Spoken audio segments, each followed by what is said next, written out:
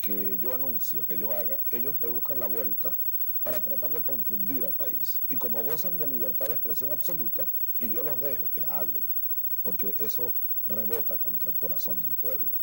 Sí, dijeron que yo andaba regalando petróleo, que yo era un irresponsable porque iba a regalar dinero a la República Dominicana cuando aquí el pueblo está pasando tanto trabajo, siendo que fueron ellos los que hundieron a ese pueblo nuestro. Ahora, se trata del Pacto de San José. Sí, hemos estado, lo he hablado con Leonel en varias ocasiones, lo comenté ahora en la cumbre de CARICOM. Nosotros queremos cumplir hasta el último compromiso con el Caribe, con nuestros hermanos del Caribe. Con Santo Domingo, República Dominicana, tenemos unos recursos allí acumulados, queremos dinamizarlos, y no solamente con República Dominicana, igual con otros países del Caribe, aun cuando no están en el Acuerdo de San José, por ejemplo Cuba. Tú sabes que los hermanos cubanos tienen 40 años bloqueados.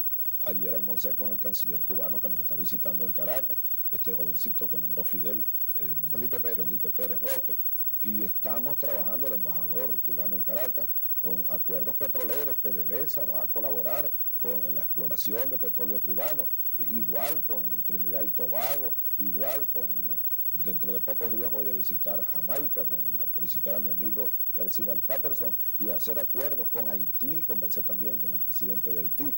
Es decir, es Venezuela, país caribeño, que va a cumplir un compromiso. No se trata de regalar nada, se trata de dar créditos con ciertas facilidades, con periodos de gracia, especialmente porque nosotros sabemos las penurias de ustedes, hermanos del Caribe, y en este caso de República Dominicana, especialmente después del huracán que pasó por allí y cuyos efectos fueron bastante desastrosos.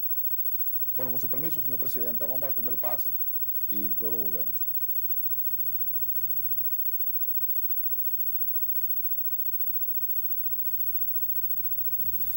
Continuando, señor presidente, ¿de qué manera usted le impregna el sello bolivariano a su gobierno?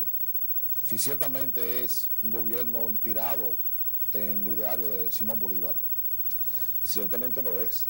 El pueblo nuestro ha recuperado la idea bolivariana, la idea de una república, y la primera, una república donde la moral y las luces sean, como decía Bolívar, las primeras necesidades.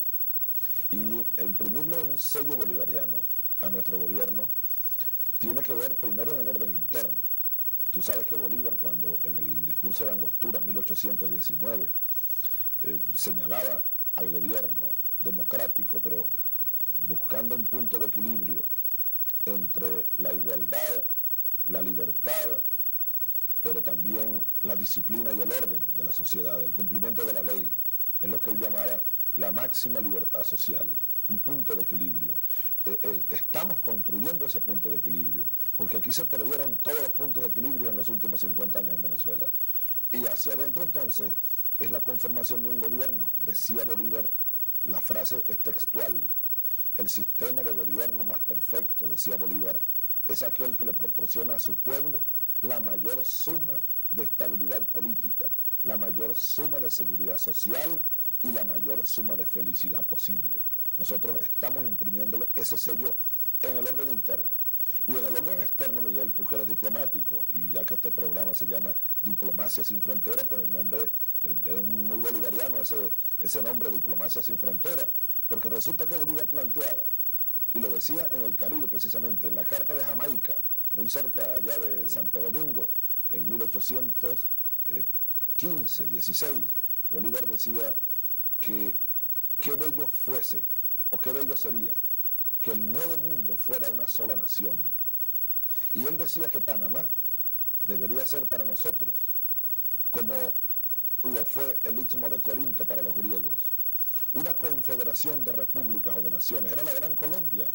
Incluso ayer yo le decía a la cónsul dominicana en Venezuela, quien me visitó en Palacio con su esposo, somos grandes amigos, viendo el mapa mundi que tengo allá, Bolívar hablaba. Él le entregó las obras de profesor Juan Bosch. Oh, imagínate tú. Amigo suyo, que en ese viaje que usted hizo a República Dominicana, usted lo visitó a su casa. Lo visitamos, y a don Pedro Mir. Don Pedro Mir. Usted allá leyó algunos poemas de Pedro Mir. Pues yo creo que se lo ha esos poemas usted, presidente. Hace muchos años yo me aprendí el poema de Pedro Mir. Es un gran poeta, y que Dios te cuide, Pedro, a ti, a tu familia, igual a Juan, ese gran maestro de todos. Aquel poema de Pedro, de don Pedro, que dice: Si alguien quiere saber cuál es mi patria, no pregunte, tendrá que luchar por ella. Ese poema lo cargo yo aquí hace 20 años y me empujó mucho a la lucha, muchísimo. Andamos todavía detrás de ese poema de Pedro Mir. Pero entonces todo eso es Bolívar, Pedro Mir, Juan Bosch. Sí, me obsequiaron, y por cierto que abrí el libro, el primer tomo, y me consigo con un cuento maravilloso que se llama El Rebelde. Y le digo yo a la cónsul, mire, este soy yo, el rebelde. Ahí me consigo en todo eso. ¿Usted se define como un rebelde? Sí, ¿Usted se define? Claro, pues hay que ser rebelde contra un mundo de imposiciones, una dictadura de contravalores. Pero en un momento de que el mundo procura la paz, de que ha terminado la Guerra Fría, ¿cómo es posible que usted se siga definiendo como una persona rebelde? Bueno, pero es que es rebelde contra la violencia. Es rebelde contra la imposición, contra las dictaduras de los cogollos, de los grupos poderosos. Es un rebelde con causa, es una rebeldía de amor. Es la rebeldía de Jesús, que llamaba a la unión, al amor entre los hermanos. Esa es la rebeldía contra la maldad. Esa rebeldía siempre tiene que existir. Y es solo esa rebeldía la que nos puede permitir un mundo de amor, un mundo de mayor justicia. Pero terminando, Miguel, lo bolivariano, ya en el orden internacional yo lo he planteado en todas las cumbres. Tú me oíste en Santo Domingo, antes en Jamaica, luego en Cartagena de Indias, después fui a México y la última, la de Río de Janeiro, y nos estamos preparando para otra cumbre en Santo Domingo del ACP. Del ACP, Asia Caribe Pacífico. Asia Caribe Pacífico y La Habana a finales de año. La Iberoamericana. La Iberoamericana en La Habana. Bueno, bastantes cumbres. Hace poco fui, unos días atrás, me invitaron a Tobago, a la cumbre de CARICOM, y di unas palabras allá a mis hermanos del Caribe. Bueno, estamos replanteando la idea bolivariana de una confederación de estados o de repúblicas latinoamericanas y caribeñas. Es que tenemos que unirnos, o nos unimos o nos hundimos. Y la unión no puede ser dejada solo en el término económico, de los sectores económicos, el comercio, que si entre Santo Domingo y Caracas hay tanto de exportaciones e importaciones, eso es muy importante. Pero eso no es para nada suficiente. Hay que ir a una integración a fondo, en el orden social, en el orden económico, en el orden político, en el orden cultural. Nosotros somos un solo pueblo. El mismo pueblo dominicano que canta, que baila, que ríe, que juega, que sueña y que llora y que ama, es el mismo pueblo que está un poco más acá, cruzando el Caribe. Igual en Puerto Rico, en Jamaica, en Trinidad y Tobago, en Cuba. Es decir, este es el mismo mundo. Tenemos que reunificarlo porque nos dividieron para dominarnos. Tenemos que unirnos para salir de este estado del subdesarrollo en el que estamos. En función de esa idea bolivariana, tú me preguntabas por eso, Miguel, estamos convocando, y yo convoco a ustedes, amigos de República Dominicana, desde su presidente, mi amigo Leonel Fernández, a todos los sectores académicos, políticos, culturales y a todo el pueblo dominicano, que vayan preparando una delegación.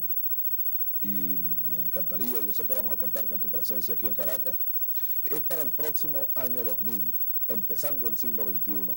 El 24 de julio, Bolívar cumple años, estamos a pocos días de su natalicio, pero el del año 2000 vamos a hacer en Caracas, a lo largo de esa semana, de julio del 2000, del 24 de julio, un congreso anfictiónico bolivariano. Es decir, queremos que Caracas sea, para ese mes de julio, en honor a Bolívar y la integración del Caribe y de la América Latina, pues el centro donde confluyan los pueblos a través de sus culturas, de sus juventudes, de sus científicos, de sus artistas, teatro, pintura, etcétera, a través de sus jefes de Estado, de gobierno, sus instituciones, para que vayamos haciendo la unidad concreta de América Latina y del Caribe rumbo al siglo XXI. Esto es vital para nuestro futuro, Miguel. Fíjese, el presidente Fernández ha definido como su eje central de su política exterior, ha definido lo que ha dado en llamar la unidad estratégica de Centroamérica y el Caribe, tratando de unificar estos dos bloques regionales muy importantes. ¿Cómo usted concibe la unidad de los pueblos? Porque el presidente Fernández ha definido esto como la unidad estratégica Centroamérica y el Caribe. ¿Usted cómo lo ve? ¿Piensa usted que Venezuela puede ser un elemento de contribución para unir todo el cono sur, toda esta parte sur, esta parte del Gran Caribe? ¿Cómo usted la concibe, señor presidente? Es que esa concepción nuestra la hemos definido ya en la plataforma de campaña del año pasado, la campaña electoral. Y yo la he estado explicando en buena parte de la América, y aquí el pueblo venezolano la tiene muy clara. Nosotros, Venezuela está ubicada geográficamente de una manera ideal. Ustedes conocen la ubicación geográfica de Venezuela, el pecho abierto hacia el Caribe, pero el flanco sur, digamos, hacia el sureste, Venezuela es parte de los países de la cuenca amazónica, unido históricamente con el Brasil, y de ahí hacia abajo con Mercosur y todos los países del cono sur. Y por el flanco suroeste, Venezuela también está unida y forma parte de la Comunidad Andina de Naciones, Colombia, Ecuador, Perú, Bolivia, Panamá, los países meramente bolivarianos. Bueno, Venezuela va a jugar, está comenzando a jugar un papel como de triple bisagra, de unión del Caribe con Centroamérica, el Gran Caribe. Por esta parte, el cono sur hacia la cuenca amazónica y la cuenca de los Andes. Esa es la gran Colombia de que soñó Bolívar. Esa es la que soñaron nuestros libertadores. Esa es la América Latina y el Caribe unida. Y esto viene alimentado, Miguel, por una visión que yo sé que tú compartes porque la hemos conversado desde hace varios años, que tuve la suerte de conocerte en Centroamérica, hace ya unos 3 años cuando yo andaba cruzando. Hace más, sí, 4 años, 5 años 6 atrás. años por ahí. Sí. Bueno, resulta que hemos hablado de un mundo multipolar. El mundo que viene será multipolar, no será bipolar ni tampoco unipolar. Entonces, aquí vamos a conformar nosotros un polo de fuerzas. En Norteamérica hay un polo de fuerzas. Queremos tener con ellos, y lo estamos teniendo, las mejores relaciones. El polo europeo, el polo asiático, el polo de la América Latina y el Caribe. Es un polo de fuerzas sociales, económicas, científicas, culturales, históricas. Esta es una sola nación. La integración aquí tiene que ser mucho más fácil que la europea, donde hay distintas culturas, distintas historias de siglos, estuvieron en guerras durante siglos. En cambio aquí hablamos casi todos una sola lengua, nos parecemos en todo porque somos el mismo pueblo. La nación, decía Bolívar, la patria, decía Bolívar, es la América meridional. Sin embargo, se dice que hay una situación a veces tensa con su vecino colombiano. A veces se han producido situaciones que han puesto en juego las relaciones entre ustedes, dicen algunos cables internacionales. ¿Qué dice usted sobre esto? Ha habido pues algunos impases, digámoslo así, que no es que ponen en peligro las relaciones entre Colombia y Venezuela, que seguirán siendo cordiales, y lo que estamos haciendo es logrando mayor transparencia. Nosotros hemos hecho un gran esfuerzo por comprender cada día mejor a Colombia y su drama interno, especialmente la guerrilla, que nos afecta muchísimo, el narcotráfico, bueno, y todo lo que es el caos fronterizo que hay en Colombia. Y esperamos, y así lo pedimos, que en Colombia el gobierno colombiano nos entienda y el pueblo colombiano cada día más. Yo no tengo ninguna duda en que el pueblo venezolano y el pueblo colombiano están así, son el mismo pueblo bolivariano. He ido a las calles de Bogotá, he ido a las calles de Santa Marta, he ido a las calles de Cartagena de Indias y ahí está el mismo pueblo y entro en contacto inmediatamente con ese pueblo.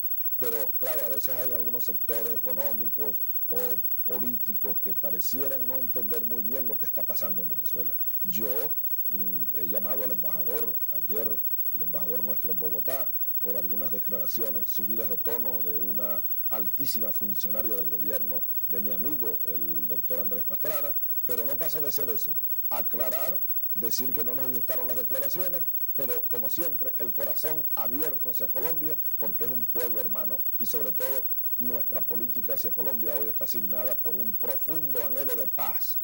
Yo he permitido que aquí en Caracas haya conversaciones entre la guerrilla colombiana del Ejército de Liberación Nacional y el gobierno de Colombia. He enviado delegaciones a las zonas guerrilleras, he enviado delegaciones para facilitar la liberación de secuestrados y estoy dispuesto yo mismo a ir a la montaña de Colombia a hablar con la guerrilla colombiana para pedir que por favor ya basta, 50 años de guerra, ya bastan, hay que buscar el camino hacia la paz. Nosotros aquí amamos a Colombia y le deseamos paz y unión con Venezuela y con todo el continente. ¿Usted piensa que los sectores de la guerrilla colombiana o sectores del gobierno